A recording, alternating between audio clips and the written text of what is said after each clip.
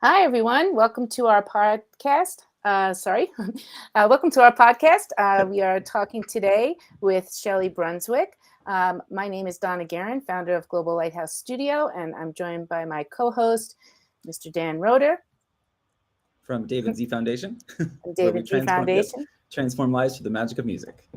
And we also have with us the Surprise Valley 8th grade class. And this is so cool. And so back over to you, Donna, to introduce our esteemed guest. Yes. Well, as you know, I always start with music. And so I would like to start with a song that we did with some 8th graders in Chicago last spring. And it's all about hand in hand and that we're better together. So I thought that would be a good one to choose to start us off today.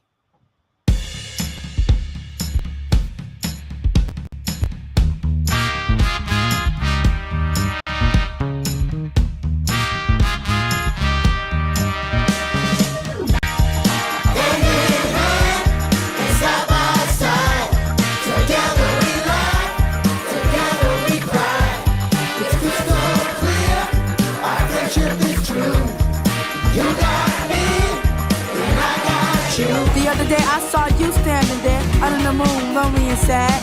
Stick with me, things will be alright. I'm here, listen, your future is bright. Whatever you need, I'll be there for you. Remember in French, try them too. A hug, a laugh, yo, whatever you need. Friends for life, guaranteed. Hand in hand, and side by side. Together we laugh, together we cry. It's crystal clear, our friendship is true. You got me, and I got you. Looking forward, looking back. Taking next step, memories, flashbacks. Together strong friends like me and you. Mean so much for what we've been through. Hopes and dreams we can share. Every start a journey there. I feel like you as a person who will be there for me and I'll be there for you. Hand in hand, and side by side. Together we laugh, together we cry. It's crystal clear, our friendship is true. You got me, and I got you. If you need someone, you know I'll be here with an open ear. No matter what other people do, be true to you and you'll be cool.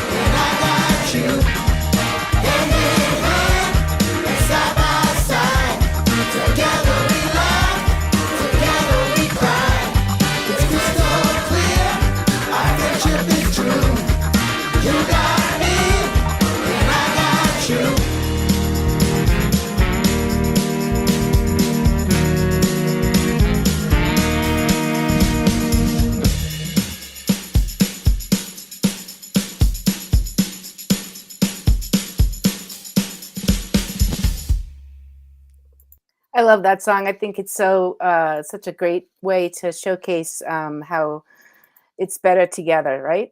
So, as I mentioned, we are Global Lighthouse Studios, so we create solutions for global education challenges through the power of technology. And so today we're going to be talking about Partners in Orbit, harnessing space for sustainable futures. We're going to explore the vast frontier of space, not just as a realm of technological wonders, but as a vital catalyst for global collaborations towards the SDGs.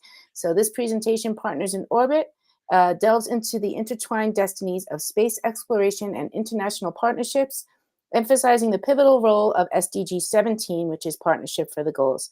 So today we will gain insights into achieving personal goals in the space sector, the importance of inclusivity and diversity in fostering a robust space workforce, and how strategic partnerships can amplify our impact on both local and global scales. So we are thrilled to be able to welcome Shelli Brunswick today. Shelli is an eminent figure in the realm of space exploration and innovation with a wealth of experience spanning across a dynamic career. Her profound insights and visionary perspective have established her as a guiding force within the global space community. So without any further ado, I would like to go ahead and pass the mic over to Miss Shelli. Well, thank you so much, Donna and Daniel. It's such a pleasure to be joining you today and the students. I hope you will share your questions and comments about space and what are we doing with space technology and innovation and how does it apply to the Sustainable Development Goals? And then ultimately, how do we create partnerships and collaboration as we look to become that interplanetary species? When we go on to the moon and Mars and beyond. And all those things are happening right now as you're sitting in your classroom. One of you could be the future astronaut that goes to the moon or onto Mars. How many of you are thinking about what an exciting opportunity that would be? Or you get to build the rocket that takes people there, or you get to be part of the marketing team that markets it to the world and shares it, or you get to create technology that provides life support or growing food in space or purifying water. So there's so many wonderful opportunities in the space industry to create pathways into space that also relate to careers and jobs right here on planet Earth. So, what we'll do is we'll talk a little bit about some of those areas and we'll also highlight the importance of partnerships. That is one of the Sustainable Development Goals, number 17, partnerships. And what I'll highlight is that no one goes to space alone. There are thousands of people that are here on Earth as every astronaut goes to space in mission control and building the rockets and testing them, training the astronauts, making sure they have all the things they need, preparing the science missions. So we are already working as partners and teams going to space. And so it's only makes sense that we also are working on that Sustainable Development Goal number 17, partnerships. So let's bring up some slides and we'll see how this platform works. It's always always fun to do that. Okay.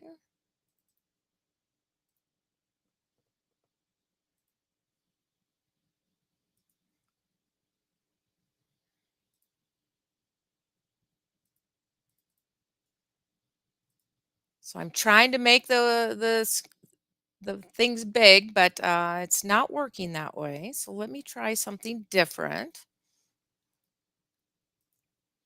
And Daniel and Donna, if there's a Yeah, some the best thing, are you using Chrome? I am using Chrome. Oh, goodness. Okay, good. So if you just hit the little share button and then share a Chrome window, that's the easiest way. And then it'll share automatically any sound that's with it and just that window. All right, now for some reason, the three little icon buttons at the bottom will not let me click them. So that is a little dilemma. And this is, again, as everyone's listening, the importance of why we test everything before we go to space. We want to make sure everything works. We don't want astronauts to get up to the International Space Station and the technology doesn't work. And so we did test all this, but we just highlight that it's always important in everything you do, as they say in the testing industry, measure twice, cut once. Right. Well, I think it's also a really good opportunity to show teamwork and collaboration in solving an issue that affects everybody. So here's one possibility is that if you have a link to your slideshow, I can go ahead and share it on my end, and then we can move forward that way. Okay. We got this. Okay. Give me one more second. I see it coming out. Should I do the entire window? Would that be helpful? Yep, just the window. Yep. Okay, just the window. Okay. I love this collaboration at its best, right? See, there we go. There Now we I go. see it. Yep. Collaboration, teamwork, patience, and calm. All of that. And those are important things that when you're an astronaut, you have to remain calm. You can't panic, you know. Mhm. So as we're doing that, and so I'm clicking full screen, but for some reason it's not wanting to bring up that full screen, but we'll just give it a second. There it comes. It's starting to interact, it looks like. So just like space travel, there are delays in communication. So when you talk to the astronauts or when we go to Mars, there's communication delays, and you can see some of that latency in our technology as well. if you could go to just slideshow at the top and then present, that might be the way forward. Slides. In the middle, yep, middle menu, slideshow, and present. I think it's been a hot minute since I used PowerPoint. All right. So I think it's locked up. So these are all some latency issues that we deal with space. Yep. We practiced this ahead of time just to make sure it would have So you know, what we'll opportunities for collaboration. absolutely. So what we'll do is we'll just give it a second because it seems like maybe the technology might be taking a little bit of time. So let me share with the students a little bit about my background because you're probably saying, well, the Shelli Brunswick, let's learn more about her. So let me share with you how I got into the space industry. So I had four main chapters of how I got into the space industry. The first one is I enlisted in the US Air Force right out of high school. So right out of high school, I finished 12th grade, went into the Air Force because I didn't have college money. I wanted to see the world, and I didn't really know what I wanted to study when I went to college, anyways. And so that was a wonderful thing because I got to get stationed in Turkey. It's a country called Turkey.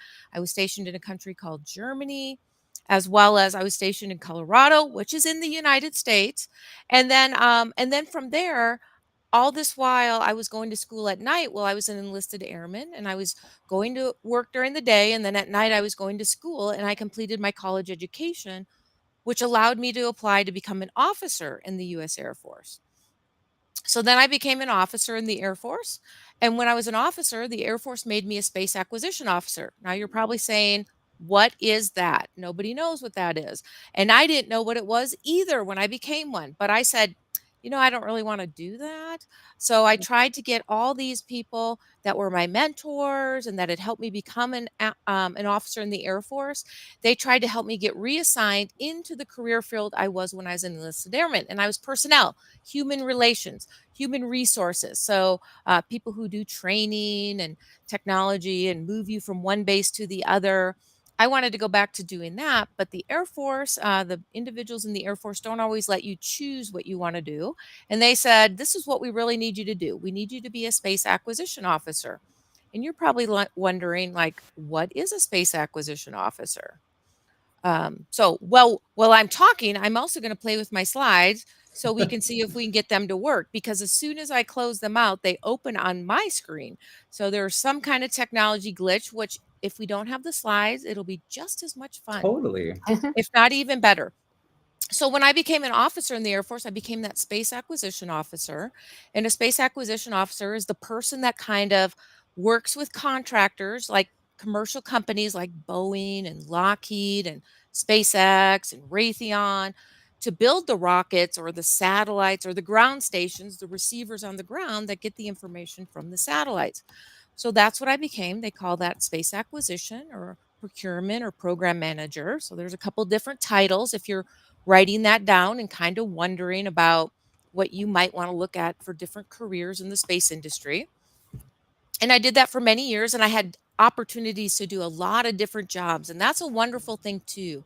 As you're going through school, you should try different classes, you should try different clubs you can join and see what you like. And so in the Air Force, they let me do a lot of different jobs. First, I worked in a program office, and the program office was looking at updating the ground stations at both Vandenberg Air Force Base and Kennedy Space Center, Cape Canaveral. And so you're probably very familiar with Cape Canaveral and Kennedy Space Center. That's where the shuttle and rockets go up. And Vandenberg in California, rockets go up there too. So depending where you are, you're probably familiar with some of those rocket launches that are happening. And I was upgrading the ground stations at those facilities with new technology. And then I also then went and worked at a company or an organization called Defense Contract Management Agency. So I was still in the Air Force, but I worked for this other DoD, Department of Defense agency called Defense Contract Management Agency. And I worked in their facility. So it was Northrop Grumman. So I worked in their facility. I had an office so I could walk around the company and talk to the people that were working on the Air Force programs. I could see the technology they were building with rockets. And then I was able to go ahead and, provide feedback back to the Air Force on what was happening. Another job I did was where I worked There we go. We got slides. So we're going to put that on pause. Do you all see the slides, Daniel and Donna? We do. Yep. Excellent. So I will tell you more about my journey and the different jobs and roles I had if you're writing those down because you're interested in learning about the different careers in the space industry. But what we'll do is we'll kind of go through some of these slides to talk about what does space have to do with it and what are the opportunities. And again, we're going to kind of tie into partnerships and collaboration and working with teams. So I talked a little bit about how we're going on to the moon and Mars. So it's really an exciting time in the space industry. A program from NASA called the Artemis program. And Artemis was the twin sister of Apollo. So 60 years ago, we had the Apollo program. And now today, we have the Artemis program. And the Artemis program is about how we're going to return to the moon and this time to stay and then go on to Mars. We're also looking at the International Space Station. It's reaching its end of life, which means it's kind of getting old. And so we're looking at maybe by 2030, we're going to replace it with commercial space stations. And you can see some of the pictures of some of those space stations that have been awarded. We're also seeing where private citizens are now able to go to space with companies like SpaceX and Blue Origin. So it's not only government agencies that are leading space, but now commercial and civil and civilians can go to space. And we are still seeing those scientific research things, such as the James Webb Space Telescope, sending back amazing pictures. Or we're doing some satellites and probes that are going to Jupiter and various moons of our solar system. And every one of these things I've talked about is not about one person. It's all about teams, it's all about partnerships. And again, as we talk about those partnerships for the UN Sustainable Development Goals, everything we're doing in space is about partnerships and teaming. So, as we talk a little bit about today, we're going to talk about going to the moon and on to Mars, but then also how space benefits us here on Earth. Again, tying into those sustainable development goals. So, for the students and maybe the teachers in the audience, you may be wondering, like, why are we doing this? What is the return on our investment? How is this benefiting us here on Earth? And so last year, in 2022, the global space economy was $546 billion. And then in 2023, so just last year, it was $560 billion, according to a report from the World Economic Forum. And we're looking at that space economy growing to $1 to $3 trillion by 2050. And so when we think about that Apollo program 60 years ago, there were two nations that were in the space industry, the US and Russia. But today, 60 years later, more than 90 countries are operating in space, and many more want to be part of the space industry. Because what we're seeing is the space industry today is 78% commercial. So what does that mean? We have military spending and civil space, which is like NASA, that are doing things. And then you have the commercial sector that is doing space that is a business. And so 78% of space activities are related to business. They're related to Earth observation, helping farmers increase crop yields, watching weather, communication. Some of you may have direct TV or we use our phones. So, on average, you could be connecting to a satellite 45 times a day. So, again, I shared some of that technology. Like if you have an iPhone, which your school may say you can't have the iPhone in the classroom, but if you have a cell phone, inside many of those cell phones are NASA imaging technology. And that's how we're taking those great selfies and pictures. We're also using telecommunications to talk today.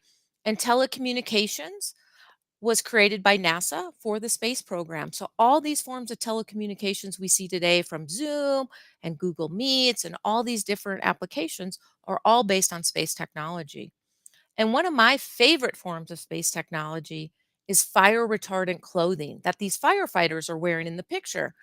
Because my husband was a firefighter, and for 30 years, he was able to come home every night because he was wearing that fire retardant clothing that was developed during the Apollo era program 60 years ago. So today we're going to talk about those sustainable development goals and especially number 17, partnerships for the goals. So Shelly, sorry, just one moment. Yeah. What we're seeing is your slide deck. So I think let's roll with this. But you're just gonna, if you can just click on the slide that you're on, Okay. because we can't see the pictures moving. So, this is another way I think in space, we really need to have open and clear communication, right? And Right. then that's where Houston, we have a problem comes from, right? So if you can go to whatever screen has like your PowerPoint on it. And I think Okay. let's just roll this way because it's always nice to see what's coming up. And then just click on the slide in the little thumbnail viewer that you want us to see, and it'll show up in the little preview. Okay. So what we're saying is take down the big picture and just do the Yeah. preview slide. Well, right now, yeah, if you just, I can see your mouse moving. So scroll over and then click on like slide 7. Let's practice this. And I think it'll work. Oh, it might be different. Like we might be Yeah, getting, it's not yeah, quite working. yeah, that's okay.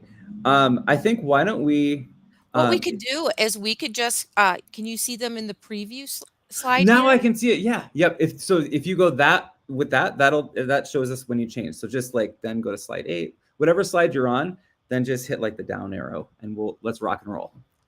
And we can see what you're talking about. Perfect.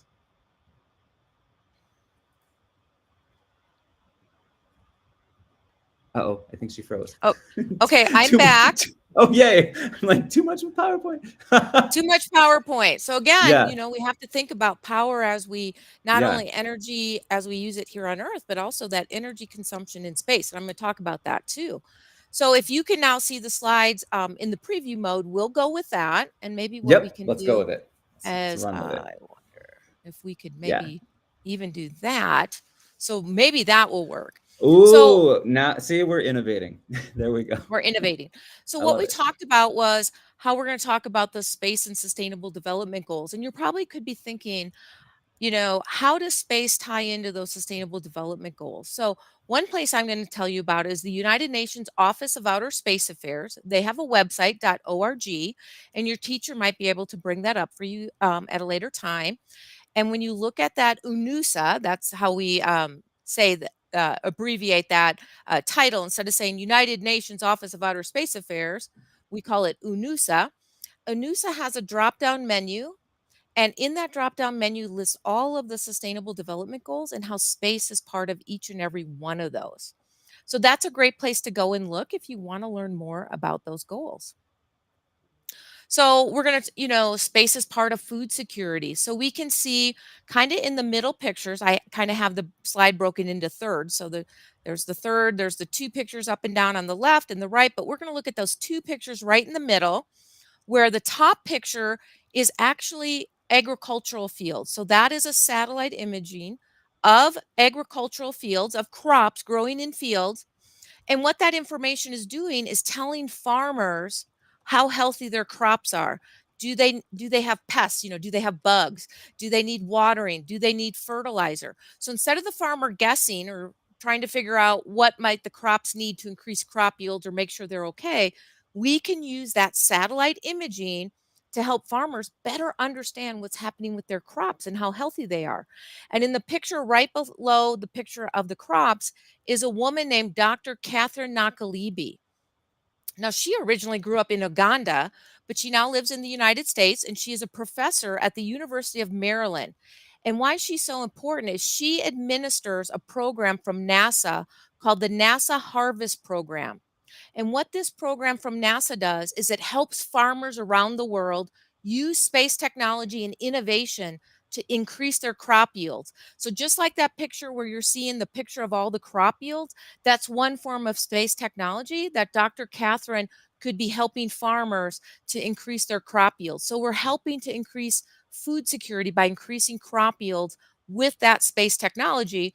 And in that picture, Dr. Catherine is holding the 2020 African Food Prize because they gave her that award for helping farmers in Africa use space technology to better increase their crop yields. So that's one way space technology is helping with increased crop production, food production. We can also think about water. Water is so important. We see the pictures from satellites telling us about climate, how weather patterns are changing. Some places are too dry, some places get too much water. And what I want to highlight again, those two pictures in the middle, you can see the International Space Station, and then you can see an astronaut there holding some liquid. And what I want to highlight is everything on the International Space Station, like this great glass of water, everything on the International Space Station is recycled, all the water. So everything you drink is recycled and reused. And so what NASA has done is created technology to purify that water on the space station, as well as test the water to make sure that it's clean and healthy to drink for humans. But some companies have taken that same technology that was designed by NASA for the International Space Station, and you can now use that here on Earth. You could go to a camping store and you could buy a thermos that you could pull some water from a stream or a puddle, and it'll purify that water just like it does on the International Space Station so you can drink it. And then they also use those testing strips that they use on the space station to go test wells around the planet. For instance, if there's a monsoon or a typhoon or a hurricane, we would call them in the US, that water can get into the well system and contaminate water. So before you want anybody to drink that water, you want to test it using that NASA testing technology. So another great way that NASA and space are helping us take information and technology we've learned for space and use that on Earth and help us with the Sustainable Development Goals. Now, today we're talking about quality education, and those are two areas of the Sustainable Development Goals we kind of highlight, gender equality and quality education. So, some of the programs that I support, in addition to Donna and Daniel, are some amazing programs around the planet through Canada, Stardust, or Chile, the Mars Group. And there's wonderful programs because our goal is we want to create pathways into the space industry around the planet. And we do that through gender equality programs and education programs that highlight space and space careers. And one of the programs I also mentor time for is called the United Nations Office of Outer Space Affairs. And we all know that abbreviation now, UNUSA, Unusa. Space for Women. They have a mentoring program, but they also have a program called Space for Youth. And for our teachers in the audience, they probably have some teacher programs. So again, unusa.org has some amazing programs you can check out, and many of them are free. So we could talk about energy, but what I want to do is I kind of want to get to this one about the partnerships. Again, this is where we're focusing is, there's a lot of things going on in space, and none of these things we can do alone. There's a number of reasons. One, space exploration is very expensive. And so one company or one agency like NASA or one country cannot do it alone. We need partnerships. We need to do it together because of cost. The other thing is technology innovation. The commercial sector is innovating so rapidly that we can take some of that technology from the commercial sector, partner with the government, NASA and Space Force and other agencies, UNUSA, to create faster solutions to technology so that we can go on to moon and the Mars and beyond. One of the most recent things is Mars is doing a thing called a sample return mission. So NASA and the European Space Agency are going to Mars. They're going to get some samples of the soil and they want to do return missions with that soil so we can test it, because better understanding what's in the soil of Mars will help us better prepare to send humans there. But it could take NASA by itself, one government agency, a long time to do the technology to get to Mars and return. So just recently, in April of 2024, just last month, they did a call to industry and said, hey, help us come up with some technology to help us get these samples from Mars and return them to Earth sooner so that we can send humans to Mars sooner. So, and the proposals are due tomorrow. So tomorrow, the 17th of May. So I've just dated our webinar here, but that's okay. So these things are happening in real time. These partnerships are happening right now with government and industry and academia. The other picture I highlight there is we know about climate change on the planet. And in April, we talked about Earth Day and helping to save the planet. And I wrote an article in Forbes Technology Council about how we have to think about outer space and how we want to prevent orbital debris and making sure we don't contaminate the planets we go to. And right now, every time we launch a rocket, we leave debris in orbit, and we also can leave old satellites and other things in orbit, and then that becomes what they call orbital debris. Well, the um, low Earth orbit that's circling the planet is not owned or controlled by one country. It's owned by everyone. So one country cannot say, well, I'll clean up the orbital debris right above my country, because everything's orbiting, right? So it's circling the entire planet. So what we have to do is we have to work collectively. So this is where diplomacy comes in. Space lawyers, diplomats, international affairs. So if you want to be a lawyer, or you want to be international affairs or a diplomat working at the State Department, we need you in the space industry too. So we have to figure out how we're going to take that orbital debris out and remove it, reduce, recycle. We are also looking at companies that are looking at launching satellites that could manufacture in space, take that orbital debris, recycle it, and use it for new technology in space. So there's a lot of great innovation going on there. And again, this highlights those partnerships about how diplomacy and international affairs and companies and space agencies and academia are all working together to go to space. So, Daniel and Donna, I just wanted to pause before I go on to the next slide and see, are there any questions about, today's big focus about partnerships?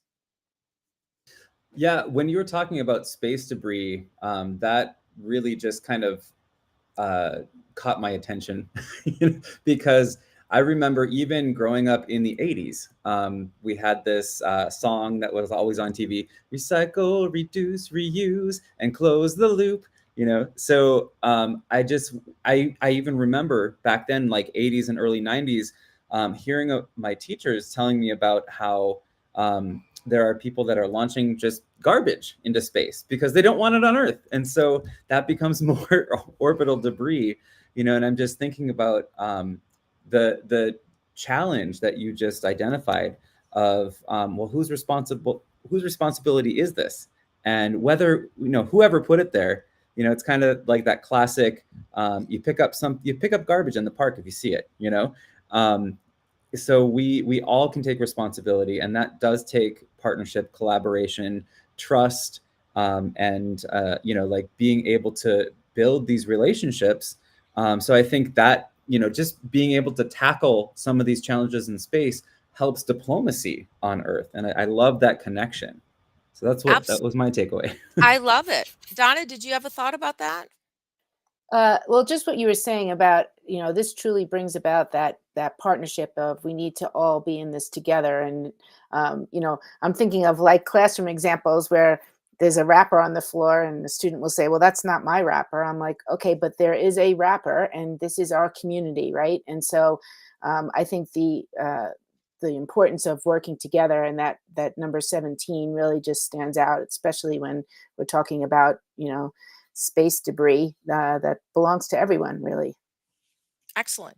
And we're going back to the moon and Mars, not just as one country, not just the United States. There's a thing called the Artemis Accord. So remember, the return to the moon is called Artemis program. And what they've created is the Artemis Accords. So all these countries, there's more than 30 countries that have now signed the Artemis Accords to partner with the United States to return to the moon and go on to Mars. And so again, in that whole Artemis program of going to the moon, there's partnerships. When I talked about the NASA Mars sample return mission, it's in partnership with the European Space Agency. So all of these things relate to partnerships. And so as you're sitting there thinking, well, I want to be part of the space industry, you can see that there's all these great ways, whether you're in academia or in industry or working at NASA or the Space Force, or you want to be an entrepreneur or you want to be a space lawyer. There's all kinds of ways that you can be part of the space industry and partner and find solutions to these great technology challenges, the high costs, partnerships. So there's great opportunities for all of you to be part of the space industry. So let's kind of talk about some of that technology in the space industry, because some of you might be thinking, well, I want to be a doctor, or I want to be an engineer, and how could I be part of the space industry? So let's kind of look at some of that technology that's available. So when we think back to Apollo, so there's a picture of Buzz Aldrin on the moon. 60 years ago. That was our goal 60 years ago. We wanted to put a man on the moon and safely return him to Earth. And we did that. Now we want to put a woman and the first person of color on the moon. And this time we want to go to stay. And that is the Artemis program. So these are some of these technologies, and I know it's a little because we're doing the preview mode, but the technologies we did talk about orbital debris. But when you think about, we talked about energy and energy solutions. We kind of went through that slide quickly for the sustainable development goals, but we know for sustainable development, we want energy and energy storage solutions on Earth. We also need those in space. We look at healthcare. So some of you may want to be a doctor. And what we've done is a lot of the technology we've learned from space, we're applying here on Earth for healthcare. So some of them are a company has created an osteoporosis drug for women. So women, we develop a thing called osteoporosis, what weakens our bones. What they learned is when female astronauts go to space, it happens at a much more accelerated rate. So some companies did some research on the International Space Station and have come up with some solutions, not solutions, but treatments for osteoporosis for women using space research. And so there are a lot of companies that are looking at doing research in space in microgravity environment, which means there's no gravity like we have on Earth, to come up with some new healthcare solutions. We also look at advanced manufacturing, the technology of advanced manufacturing, or we look at the miniaturization of things. And why do we want to miniaturize our materials? Well, we want to pack as much as we can into those rockets because, it costs money every time you launch something. Every pound of weight, you have to have so much thrust to get it off the planet to escape gravity. And so the more compact and smaller you can make something, the more you can miniaturize it, the less expensive it becomes. We also look at telecommunications and the communication technology. So all these technology trends. So if you're excited about some of these semiconductors, virtual reality, augmented reality, human machine interface, these are all part of the space industry as well. And Just one yeah, one quick thing. yeah. Speaking of research, I did some research on PowerPoint. I know we keep coming back to the slideshow, but it's become this beautiful allegory for partnership and development. So if you go to View, the View menu, you should be able to just hit Presentation View, and then it should go right to the presenter. Like, yep, hit. Looks like. I'm Yeah, not. here, slide master. Try to hit slide master. We'll see. Well, that is 'Cause actually the master slide, so I don't think that's oh, okay, gotcha. Yeah, probably see, I not. was hitting this button here, which is slide show. Yeah, no, that's so interesting. But well, if you wanna play with some things there, I think it's Hmm. we'll keep getting it better and better. We'll keep Because playing. it's hard to see. But just a comment on this return to the moon. I went to Apollo High School in St. Cloud, Minnesota, and we actually have one of the shuttles. It was not like a big piece of the shuttle, but there is part of an Apollo shuttle right outside of our high school. And so I just remember being inspired since high school about space and just thinking of that word beyond. And as you were talking about this Artemis mission and going beyond, like we're on Earth. Well, how can we look beyond? Then we started mapping Earth. Now let's go to the moon. How can we go beyond the moon? And then we have Mars. And then just with the Webb telescope and all of the images that are being shown and just like that empirical evidence and data coming from space back to Earth saying the universe is a lot bigger than we thought. Like it's kind of overwhelming sometimes, but also exciting. And I'm excited for our students to be able to really explore. I love that too. So what I'm going to do is jump to this slide that kind of highlights the students. I'm going to talk about the workforce because I know we're wrapping up. We're kind of running out of time. So I want to make sure I kind of give you some pictures of what it could look like for you if you're thinking about coming into the space industry. So this picture is from Launch Control in 1969 on the left, and you can see it's primarily full of government workers from NASA They were STEM professionals: science, technology, engineering, mathematics. There is one woman in that room. I don't know if you can see uh, right here where my cursor is. There was one woman there. But we do know from movies like Hidden Figures that there was some diversity in the space industry, some amazing diversity, like Dr. Johnson, who created the algorithms for the Apollo missions to re enter the Earth's atmosphere and everything. So, key roles. But that's what it looked like in the 1960s. So, let's kind of look at what does it look like today? Because this is where you are. These are your opportunities. So we are looking at that diversity of workforce in the space industry. We're looking at regions of the world. So before, in the Apollo era, it was 2 countries in a space race. Now there's more than 90 countries operating in space and many more that want to use space technology. So all regions of the world are interested in space. We're also seeing a multi-generational. So we have young professionals in the space industry, we have mid-career who might change their career and come into the space industry, and then we have the more senior space industry like myself that are in the space industry. So we have this multi-generational that we can all learn from each other too. And then we have gender equality. We're seeing women as well as men in the space industry. But let's also talk about those career fields. And I know this picture is small, and the big takeaway from this picture is we're looking in the space industry for high school graduates to PhDs. So, some of the areas that people don't think about when they think about space is the manufacturing sector, ensuring the supply chain. So, we need welders and electricians and manufacturing experts and machinists. And sometimes you can go to a community college and get a certificate and walk right into a great job right out of high school. So there's great jobs in manufacturing, and we need those everywhere. Here in the United States, we need manufacturing. We're going to be short. There's a shortfall in manufacturing careers. But then we also need this diversity of careers. I talked about policymakers and space diplomats and lawyers. We need program managers. Like I said, I was a program manager in the Air Force. We need teachers, right? We need teachers there. We need technicians. We need those entrepreneurs. It's a great time now to be an entrepreneur in the space industry, commercializing space technology, as well as we need investors who understand the space industry and can invest in space.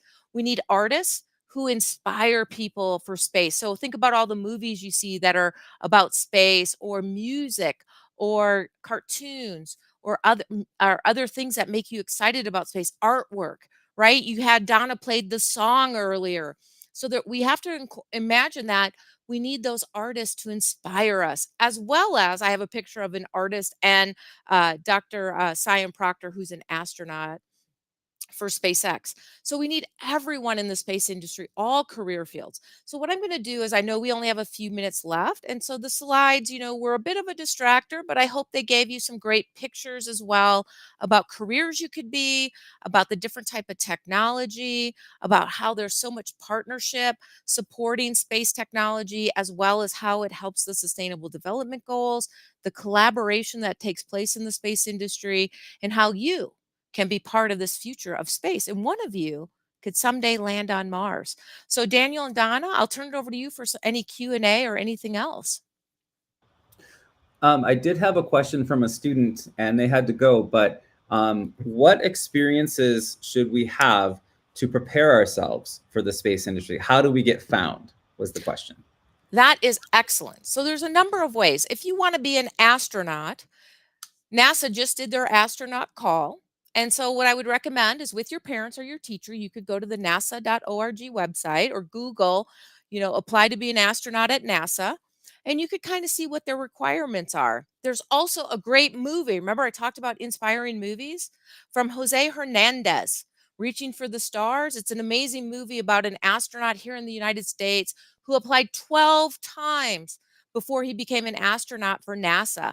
And it's a great movie. It's a book. Maybe you and your family could read it, or teachers could share the insights with you, or you could watch the movie.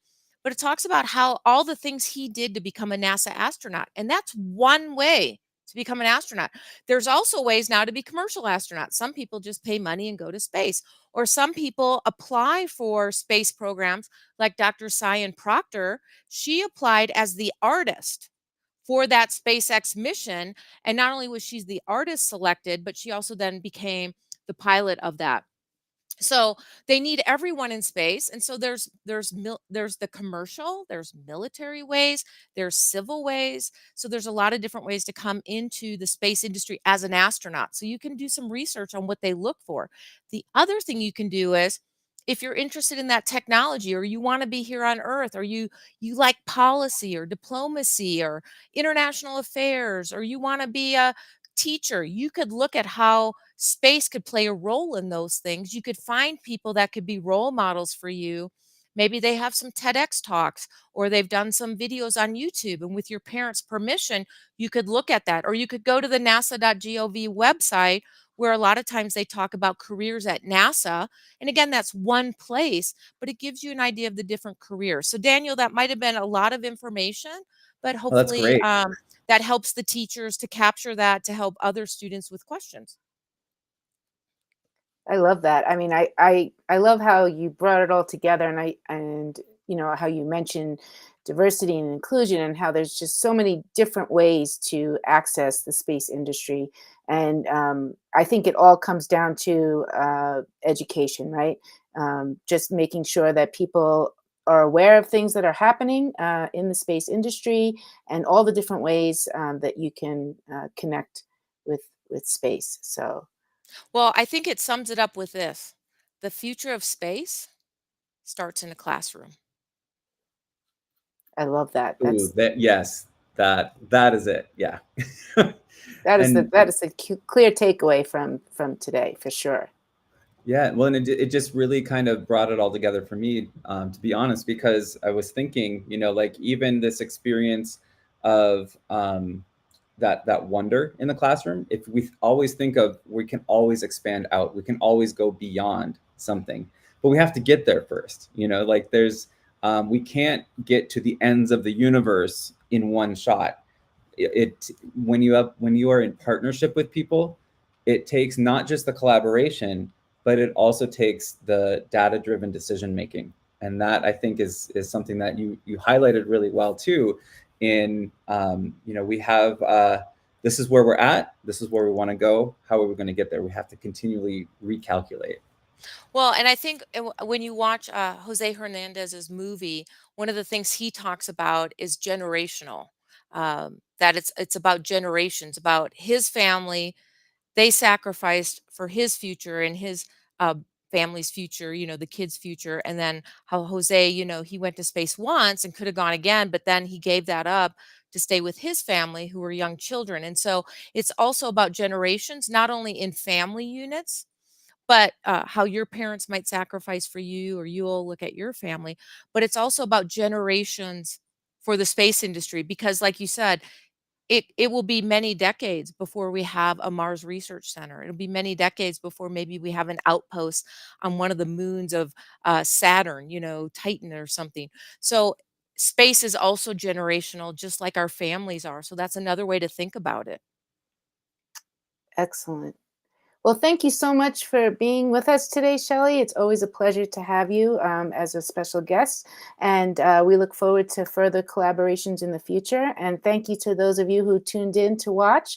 And so until next time. I'll see you all around the galaxy. All Thank right.